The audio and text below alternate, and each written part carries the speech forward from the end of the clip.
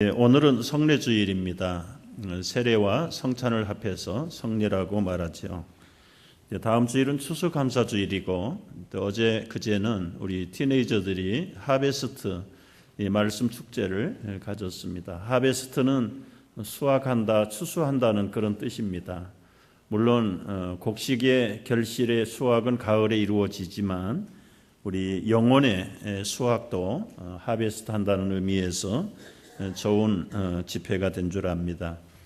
성경에서 예식과 절기를 지키라고 할 때는 우리의 특별한 의미를 가지고 행복을 위해서 예식을 그리고 절기를 지키라고 말씀하고 있습니다.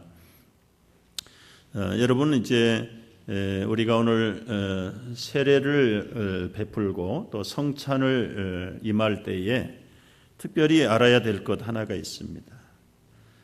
세례는 성령의 세례를 수반해야 되는 것입니다.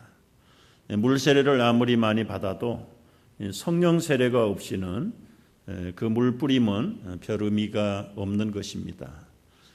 많은 신자들 가운데 내가 성령 세례를 받았는지 못 받았는지 혼돈하는 분들이 계세요.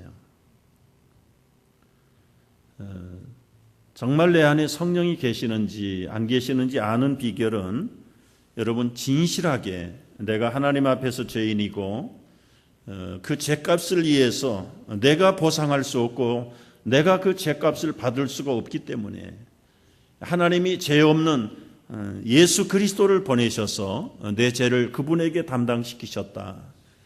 그것을 알고 믿고 고백할 때 그것은 내 의지의 결단이 아니 지성의 결단이 아닙니다.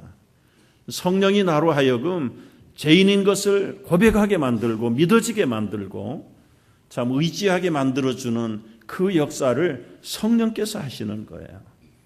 그래서 성령이 아니하시고는 아무도 예수님을 주님이라고 고백할 수 없다. 그 말을 줄여서 얘기하면 예수를 신실히 고백하는 사람은 성령이 내 안에 계신다는 사실을 분명히 믿으시기를 바랍니다. 많은 사람이 혼란해요.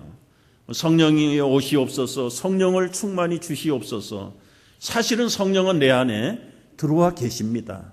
그분에게 우리가 충만하게 복종할 때, 순종할 때 우리가 성령의 지배를 받고 성령의 사람이 되는 줄로 믿습니다.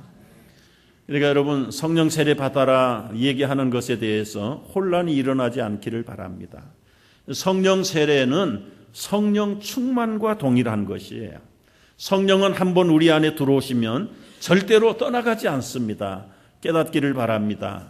문제는 성령을 모시고도 죄를 범하게 되면 어떤 결과가 일어날까요? 성령이 우리를 버리지 않으세요. 버리지는 않고 떠나지는 않지만 성령을 모시고 있는 사람이 죄를 지으면 하나님과의 관계가 교제가 깨집니다. 여러분 아들과 아버지의 관계에서도 한번 생각해 볼 수 있어요. 아무리 사랑받는 자식이지만 자식이 아버지에게 죄를 지으면 그 아버지가 그 자식을 보지 않습니다. 교제가 끊어집니다. 아버지의 인도와 축복이 멀어지기도 합니다. 기도가 막힙니다. 성령의 인도하심이 사라지는 거예요. 우리가 그래서 믿는 자들은 죄를 범하면 안 되지요. 죄를 범하면 곧바로 성령의 감동에 의해서 죄를 뉘우치고 회개하고 하나님 앞에 바로 돌이키는 것이 하나님의 자녀들에게 마땅히 해야 될 일입니다. 물세례를 아무리 많이 받아도 이 성령의 인도하심과 감동을 벗어나서는 우리가 살 수는 없는 것입니다. 이 세례는 예수님이 친히 모범을 보여주셨고 또 그분께서 우리에게 명령을 하셨어요. 마지막 하늘로 올라가시기 직전에 예수님 명령하셨지요. 그러므로 너희는 가서 모든 민족을 제자로 삼아 이 아버지와 아들과 성령의 이름으로 세례를 베풀라. 우리를 구원하신 목적, 교회를 세우신 목적은 아직 세례받지 않는 많은 사람들의 그들에게 세례를 받도록 하라는 것이죠. 우리 같은 민족, 같은 문화권에게 세례를 받게 하는 것은 전도라는 말로 표현할 수 있고, 다른 문화권, 다른 언어권에 있는 사람들에게는 선교라는 수단을 통해서 결국은 세례를 받고 그들을 제자 삼아서 하나님의 백성이 되게 하는 것이 우리를 구원하신 목적이고 교회를 세우신 목적이라는 사실을 분명히 알아야 됩니다. 설교 후에 우리가 참여하게 될 성찬식도 예수님이 직접 만드신 예식입니다. 고린도전서 11장 23절에 보면 성령의 조명을 받은 사도 바울은 이렇게 기록합니다. 주 예수께서 잡히시던 밤에 떡을 가지시고 축사하셨습니다. 떼어 주시면서 이것은 너희를 위하는 내 몸이니 이것을 행하여 나를 기념하라, 기념하라. 여러분, 우리 개혁주의는 이 성찬식을 기념식으로 하는 것이. 다른 데서는 화채설을 얘기합니다. 다른 데서는 뭐 여러 가지 학설을 얘기하지만 분명히 기념하라, 기념하라 두 번씩이나 말씀하신 우리가 기념 예식이에요. 그래서 떡을 먹고 잔을 마실 때 우리가 꼭 잊어버리지 말아야 될 것 두 가지가 있습니다. 하나는 죽으심을 기억하라. 그리고 두 번째는 이것을 오실 때까지, 주님이 다시 오실 때까지 전하라, 전하라. 주의 죽으심을 모르는 사람들에게 전하라는 것이에요. 그래서 여러분, 우리가 떡을 먹고 잔을 마실 때 이 두 가지를 수반하지 않으면 사실은 형식적인 성찬으로 끝납니다. 나를 위해서 살을 찌기시고 피를 흘려주신 그 성찬을 먹고 마시면서 얼마나 놀라운 일이고 얼마나 감격스러운 일인가요? 나만 위해서 죽으셨나요? 온 인류를 구원하시려고 찢기시고 피를 흘리셨는데 나만 먹고는 침묵을 지키고 있다는 것은 이것은 그 예식의 정신을 잃어버리는 것입니다. 여러분 한번 생각을 해보세요. 나를 대신 살리고 죽은 사람이 있다. 내 대신 나를 살리고 죽은 사람이 있다. 그 사람에게 어떻게 우리는 은혜를 갖고 살겠습니까? 아마 우리가 이 땅을 떠날 때까지는 그 생명의 은인을 잊을 수는 없을 것입니다. 우리를 죄에서 구원하신 그 예수님의 그 생명의 은혜를 우리는 잔을 먹고 떡을 마실 때, 떡을 먹고 잔을 마실 때마다 기념하라, 기념하라. 그 예식 속에 큰 미닝이 있어요. 그 약속 복음을 꼭 전해야, 전하지 않는다면 먹는 것, 마시는 것이 사실은 헛것이다, 헛것이. 우리가 오늘 떡을 먹고 잔을 마실 때 정말 나를 위해서 찢기신, 나를 위해서 흘리신 그 죄 없는 하나님의 아들의 그 사랑을, 그 희생을 우리 모르는 사람들에게 전해야 되겠다. 그래서 여러분, 우리의 태신자를 품는 일은 이 땅의 생명이 닿을 때까지, 모르는 사람, 믿지 않는 사람, 하나님을 떠난 사람들은 끝까지, 한 사람이든 10사람이든 우리가 언제나 그들을 품고 그들을 주께로 인도하지 않으면 안 되는 것입니다. 우리가 이 성례주일에 주신 은혜는 저희들이 먹고 마실 때에 성령의 감동을 통해서 여러분이 체험하게 될 것입니다. 또 다음 주일 있을 추수감사절을 앞에 놓고 모든 절기의 핵심은 감사, 감사, 감사입니다. 세례도 감사, 성찬도 감사, 추수감사도 미민교회가 안 지킵니다마는 맥주절도 감사예요, 감사. 하베스트에 대한 감사. 이른 비를 주셔서 밀과 보리를 거둬드릴 때 하나님께 감사하고, 늦은 비를 주셔서 또 별을 거둬드릴 때도 하나님께 감사. 그래서 이 모든 예식의 핵심은, 절기의 핵심은 감사라는 것을 알아야 합니다. 오늘 읽은 시편 107편 1절에서는 여호와께 감사하라 선포부터 시작을 해요. 왜 감사해야 되는지, 하나님은 선하시고 영원하시고 인자하시기 때문이다. 여호와의 속량을 받은 자들은 감사하라고 말하라. 이 속량이라는 말을 여러분 기억해야 합니다. 여호와께서 대적의 손에서 우리들을 속량하셨다. 속량. 이 속량이라는 단어 우리가 생각을 해봐야 돼. 왜 우리가 감사해야 됩니까? 성경이 말하는 감사의 그 핵심은 속량이라는 말 속에 있습니다.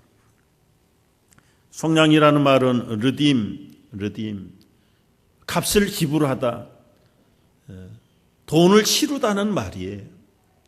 여러분, 있을 수 없는 가정법이지만 이렇게 한번 가정을 해보세요. 사형 언도를 받은 죄수를 보석금을 내고 자유하게 해방시킬 수 있다면 얼만큼의 돈을 지불해야 될까?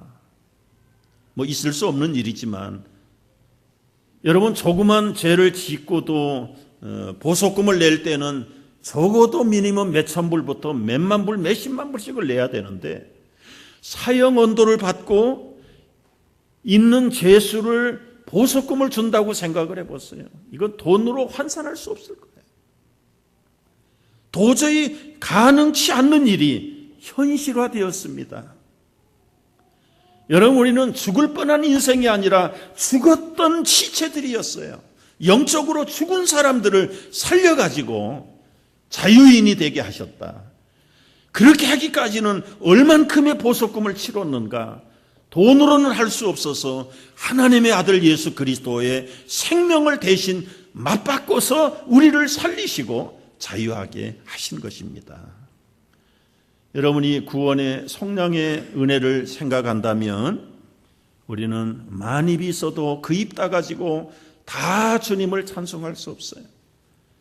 어려서 만 입이 있어도 그 입 따가지고 무슨 입을 따는가? 여러분, 입이 만 개가 있어도 그 입 다 가지고 하나님의 그 구원을, 그 은혜를 찬송할 수가 없다. 어떤 시인은 그렇게 얘기했잖아요. 하늘을 두루마리 삼고 바다를 먹물 삼아도 이 하나님의 크신 사랑을 다 형용할 길이 없다. 얼마나 놀라운 사랑을 우리가 받고 있는가를 생각해야 됩니다. 여호와께 감사하라. 그는 선하시며 그 인자하심이 영원하미로다. 이 말씀 속에는 이 구약 백성들의 역사적인 배경이 있습니다. 430년 동안 애굽의 노예 생활을 하던 사람들입니다. 여러분, 노예라는 것이 우리는 경험해 보지 못해서 사실은 요만큼도 실감 있게 이해할 수가 없어요. 자식을 낳아도 내 자식이 아닙니다. 노예는 내 소유가 없고 내 주장이 없고 아무런 계획이 없는 사람입니다. 죽지 않을 만큼 밥을 주고 주인이 시키는 대로 생명까지 바쳐야 되는 것이 노예입니다. 그 430년의 애굽의 노예 밑에서 하나님의 절대 주권으로 그들을 자유하게 하신 그 은혜. 우리는 비록 이 정치적인 권세 밑에서 노예 생활을 해보지 못했지만 영적인 면에서 본다고 하면은 공중의 권세 잡은 악한 영들에게 죄의 권세에 붙들려서 우리의 자유함을 잃어버리고 하나님의 자녀답게 인간답게 살아가지 못하는 우리의 모든 죄에 억압된 상황을 하나님께서 끊어주시고 이제는 자유의 백성, 하나님을 섬기는 백성으로 불러주신 것을 감사할 수 있게 되기를 바랍니다. 여러분, 우리가 하나님의 일방적인 은혜로 하나님의 자녀가 됐고 천국의 시민이 됐어요. 신분이 하나님의 천국의 시민이 된 거예요. 신분을 자격을 얻었다고 해서 하루아침에 그 나라 민족이 되는 것만 아닙니다. 법적으로는 분명한 하나님의 자녀지만 아직까지도 우리의 육체의 소욕이 있고 우리의 옛 사람이 살아있기 때문에 날마다 우리는 갈등을 가지고 날마다 그 속에서 우리의 정과 욕심을 십자가에 대신 못 박으신 그 주님과 연합할 때 우리의 옛사람은 죽고 주님과 연합한 새 사람으로 사는 것이 신앙생활인 줄로 믿습니다. 여러분, 사람이 우선에 살고 나서 잘 산다 못 산다 비교할 수 있는 것이지 죽은 사람이 무슨 잘 산다 못 산다 그거 개재할 만한 자격조차도 안